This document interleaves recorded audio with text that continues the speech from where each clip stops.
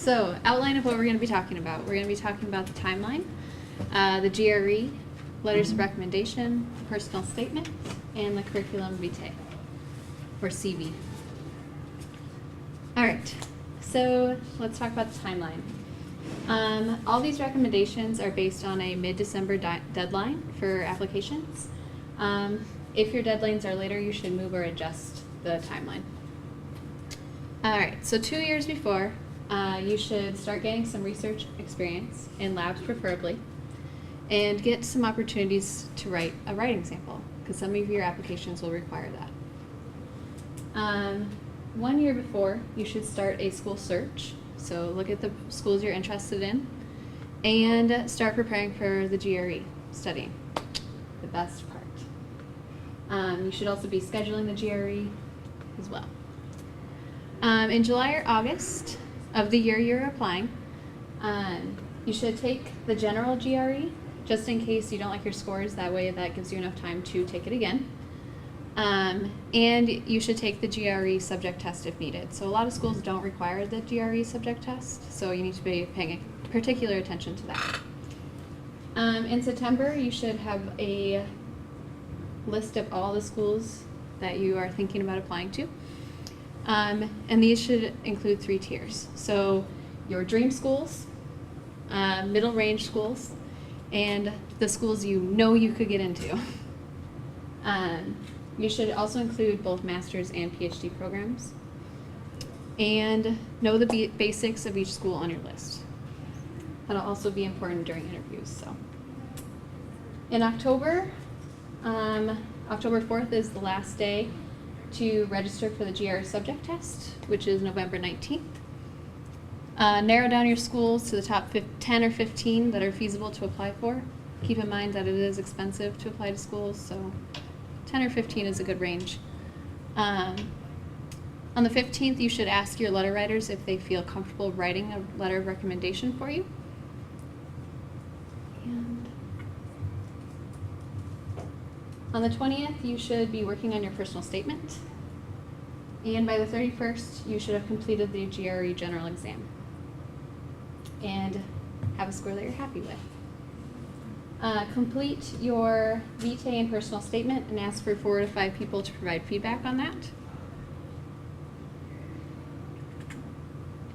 In November, you should revise your vitae and personal statement and incorporate the feedback given to you.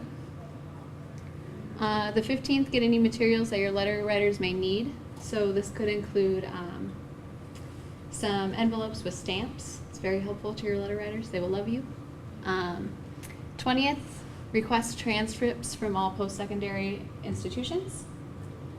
Make sure you check to see how long it's going to take your transcript to go from the school you're in to the school that you need to apply to.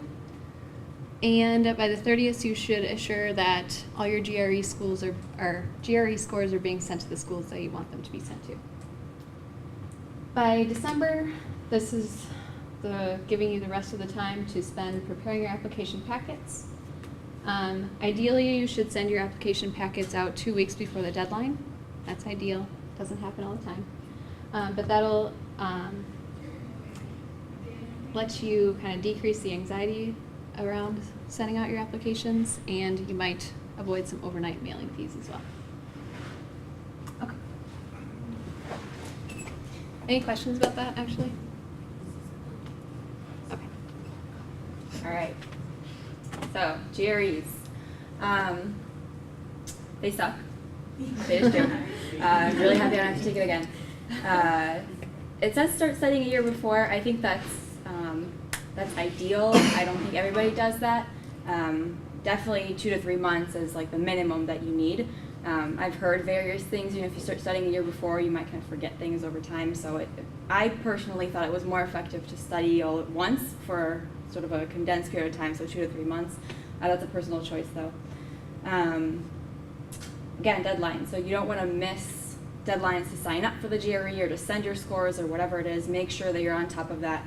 If you've been studying for months, it would really suck to not be able to take it just because you forgot to sign up. So when you sign up, when you first take the GRE, before you even start the test, they let you put in schools that you would like to send it to, and those are like 4 schools for free. So it's nice that it's free, but if you don't like your scores, they get sent anyway, and then you can't really do anything about it. So just think about whether or not you want to do that or you want to wait to send the scores. And I think it's like $20 for each school you send it to, so it might just be worth the money to wait if you're not sure.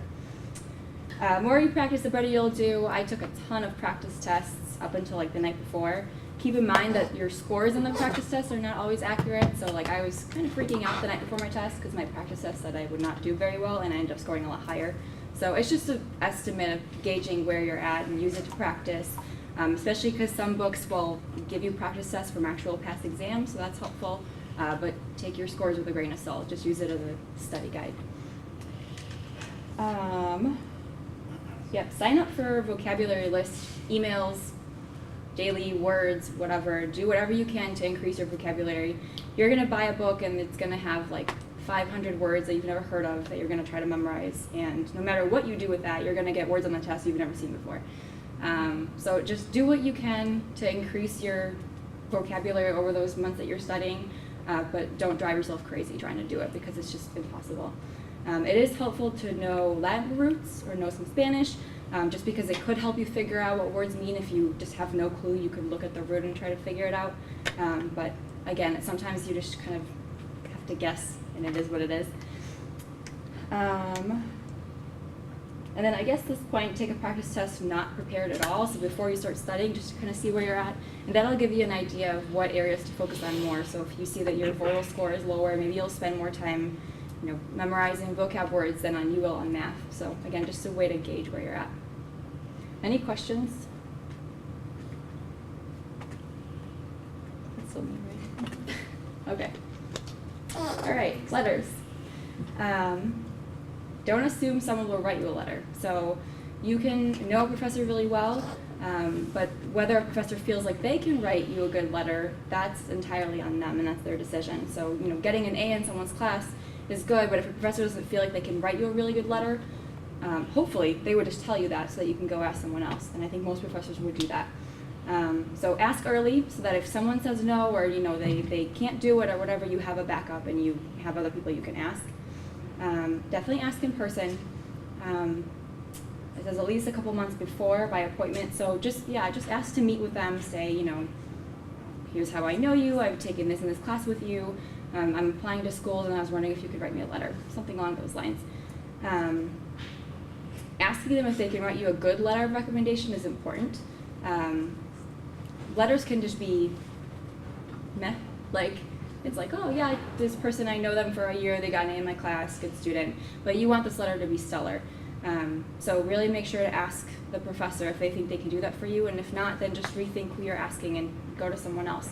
That's really important. A lot of times the letters of recommendation have a lot of impact on your application, more than grades or GREs or anything like that. So we talked a little bit about getting involved in research as early as you can. Someone who can speak to your research abilities is probably the best go-to person for a letter of rec. It can be other people, it doesn't have to be a professor necessarily, but that's generally what people go to just because it looks better. And if you're going into a PhD program, they're going to want someone who can speak to your research abilities because you'll be doing that later in school. Let's see. Oh, obviously place preference on psychology faculty, so you want people who are in the field that you're going into. Yeah, was there a question? Yeah, can you ask one of your letter writers to focus on one specific topic in your letter? For example, I asked someone who I was in his lab and I had a class with him. I asked him to focus more on what I did in his lab. Absolutely. Okay. Yeah, I mean, there's no reason to not mention that you took a class with him. It can't hurt, but definitely the research part is more impressive, so Yeah. I'm sure they would be more than willing to do that. Mm-hmm. Any other questions? That was a good question. In fact, they kind of want to know that. They want to make it, it's courteous for you to let them know what would be the easiest letter to write, So make a little packet, tell them, like, this is what I want you to emphasize if you can, and every professor, letter writer is going to be different, but the easier you can make it, the better. Yeah, I definitely did that too because I had really low scores in my GRE math sections. So I asked one of my letter writers to speak to my abilities, and I just took a lot of undergrad math classes, and I got A's in those. So I asked him to really speak on my performance in math when I'm not being timed and under a lot of pressure. So. Yeah, I actually had a letter writer too who wasn't in the psychology department. So if you have a specific area that you're interested in working more with, maybe have a letter writer from that area write you a letter. Like I'm interested in working with Hispanic population, so getting one of my Spanish teachers to write a letter was really helpful for me too, because my psychology professors couldn't speak to that side. Very briefly, so this is just sort of what do you want to give to letter writers when you ask them to write letters. If they say yes, basically I gave each of my people like a huge folder with envelopes in it, with like a chart that listed every school I'm applying to, what degree it was for, what type of program it was, the professor, the research interest, everything they might need to know to write you a letter that's catered to the school and professor you're applying to work with. Your CV should be in there, GRE scores if you have them, you know, some sort of cover letter addressing the professor, letting them know I've taken these classes, I've gotten these grades with you, because they might not remember. A draft of your personal statement would be helpful, just so that they know what kind of approach you're taking when you're applying to these schools, and really letting your professors know ahead of time if you're, you know, if this program is really, I'm more interested in the clinical part of it, I want to do the master's program, then let them know to cater the letter that way, you know, if possible. Just give them any information that you think would be helpful for them. And again, the less work they have to do, the easier it'll be on them. So they are writing you 10, 15 letters, and that's a lot of work, which they're willing to put in if they know you well, but just make it as easy on them as possible. And then not asking to read the letters. I think you have to like sign some like waiver thing where you say, I'm not going to read this letter. Some professors will just offer them to you anyway, and that's fine, but if they don't offer them, don't ask. It's sort of assumed that you will not see them before they're sent to schools. My name's Lindsay, and I'll be talking to you guys about the personal statement. So what is this? It goes by a lot of different names. It can be your statement of purpose. It can be just like your statement, your personal statement, your letter of intent, your letter to the graduate school, your letter to the program, your personal narrative, your narrative statement. I mean, it can go by anything, but all of these are basically talking about the same thing. So what you're going to use this for is so that you can communicate to the graduate school, to the program, to the people who are reading this letter, who you are. You know, what are your qualifications? You know, why are you wanting to go to grad school? What are you hoping to be doing there? So basically, this is just an opportunity to tell them why they should admit you, and then to show them that you're a good writer. So very basically, this should be a good letter. You want people to read this and say, yeah, this person's going to do a good job in grad school. Make sure that, like Andrew said, you're meeting the requirements that they set. If they have a page limit or a word limit, you know, make sure that you're within that. Make sure that you don't have any spelling or grammar errors, because that's really going to stand out. So basically, this is your shot to tell them that they should pick you and that you would be a good fit for them. Yes, You're going to have to edit these to make sure that they are tailored towards each school you're applying to. So if, you know, one school has like a neuropsychology, you know, component, make sure that you're not emphasizing that in your letter to a school that has, you know, maybe a different component. Apparently that happens every year. When you write this letter, you're going to probably highlight the school's name, and you're going to think, oh, every time I write this, I'll just change that name. But you might mention a lot of unique little things throughout it, and you're going to just shoot yourself in the foot with some stupid typo. So be really careful for that. Like every program, you know, says a few students, you know, every year gets thrown off because of that, taken off the list because of that. Yeah, so anything that you are not able to let them know in other ways, this is your chance to do it. So like Jen was saying that, you know, she didn't do as well on the quantitative part of the GRE. This is a point where she was able to say, you know what, I didn't, but I'm much better when it's not timed, you know, and I'm not being pressured. If there's something that's really important to you that you think they need to know that they won't get otherwise, it goes here. So like I put in that, you know, I want to work, you know, with a certain population, and that's important to me. So anything special about you that wouldn't come through in any other way. Sorry guys, we're kind of running out of time, so try to move this along. So like I said, make sure you fit, you're showing how you fit the program, not just that you're awesome, but that you're awesome for them. Does anybody here have a CV? Okay, you're ahead of the game because like some of you, or you shouldn't say you're ahead of the game because usually you don't need your CV until you get to this part. So people call it either a curriculum vitae or curriculum vitae. I think people use CV because there's confusion of what to call it. So if you don't have one yet, that's perfectly fine. There's no reason why you would have one until now. Think of this as a course of your academic life. This is very different from a resume. You're not describing in detail like in a resume everything you did in one position. But in the same sense of a resume, you're trying to sell yourself and really capitalize on the experiences you've had so far. So you, thanks. When you think of your CV, there's a big list of things to include a CV here. You could think of what are the missing gaps that you have, but also think about the experiences you've had so far. You might find that with some creativity and without lying, you can boost your CV.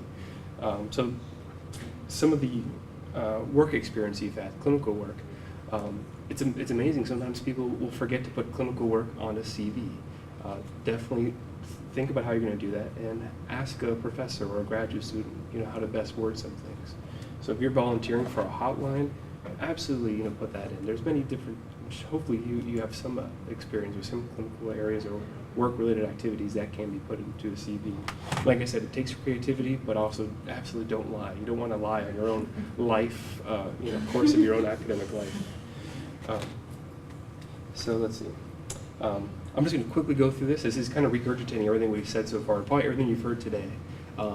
Because everything you do as an academic, as a student, you're going to want to put onto your CV.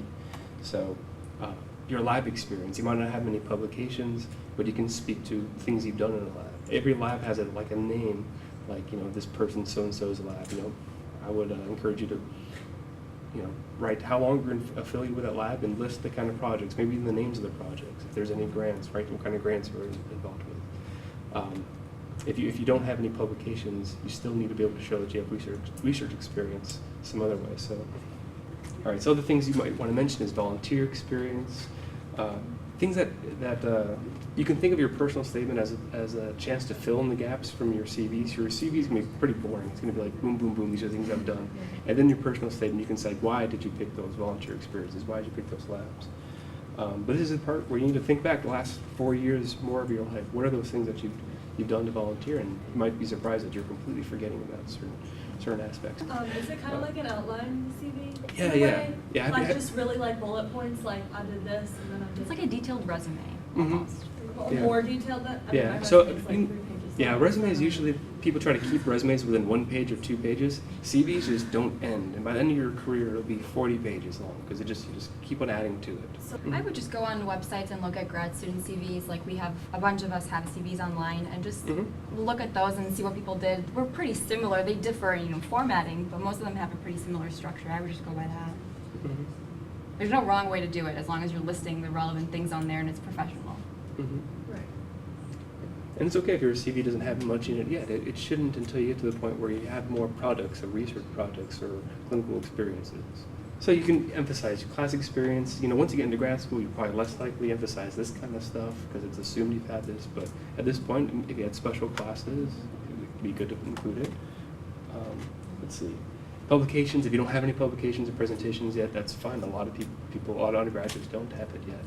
But if, let's say, you're going to be presenting somewhere, you can write to be presented at this one location.